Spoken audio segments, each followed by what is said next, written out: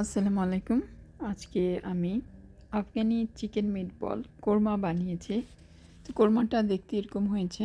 তো এটা সামনাসামনি দেখতে খুবই ভালো হয়েছে। খেতে অনেক মজা হয়েছে আলহামদুলিল্লাহ। তো আমি প্যাকেটের মিটবলটা ইউজ করেছি। তো এখানে বানানো মিটবল ছিল চিকেনের। তো এই চিকেন মিটবলগুলো এই চিকেন মিটবলগুলো ছিল।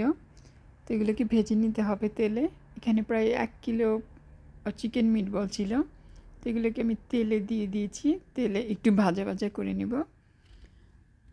আর এখানে পেঁয়াজ, কাজু বাদাম আর কাঁচামরিচ নিয়ে নিয়েছি। পরে আমি আরেকটা পেঁয়াজ আর কাঁচামরিচ আরও বেশি পরিমাণে নিয়েছি, নিয়ে ব্লেন্ড করে নিয়েছি।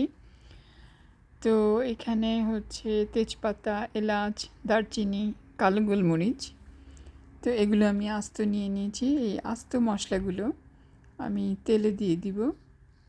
আর এখানে যে চিকেন মিটবলগুলো প্রায় ভাজা হয়ে গিয়েছে, তো এগুলোকে আমি এখন তুলে রাখবো। তো এখানে আমি তুলে রেখেছি।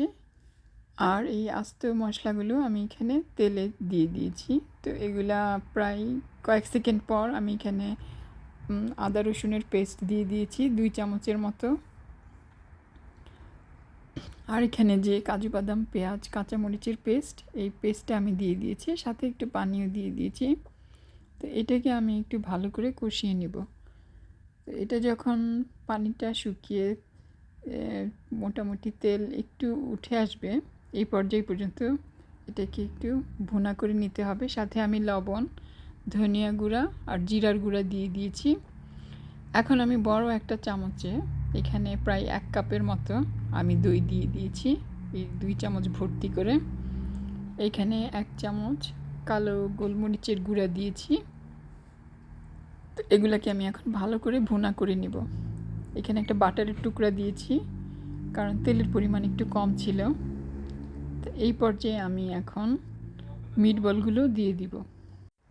তো এখানে এখন এগুলো আমি একটু ভালো করে নেড়ে চেড়ে আমি মিশিয়ে দেওয়ার চেষ্টা করছি মিটবলগুলোকে।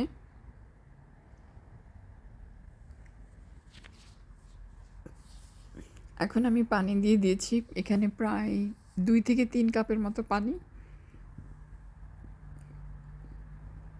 তো এখানে এই মশলাগুলো স্পেশাল আনা হয়েছে শুধু এই রেসিপিটা তৈরি করার জন্য। এটা হচ্ছে মেথি, যেটাকে বলে মেথি আমরা ব্যবহার করি, ওই মেথির পাতা, শুকনো পাতা, এটাকে বলে ফেনুগ্রিক লিভ, মেথির শুকনো পাতা। আর এটা হচ্ছে পুদিনা পাতা, শুকনো পুদিনা পাতা। তো এখানে আমি মেথির যে পাতা, শুকনো পাতা, ওইটাকে আমি দিয়ে দিয়েছি।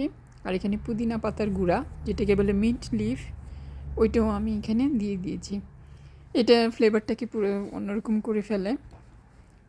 তো মিশিয়ে ঢেকে দিয়েছি। এখানে অনেকক্ষণ 10-15 মিনিট রান্না করতে হবে। এখন আমি ক্রিম দিয়ে দিচ্ছি।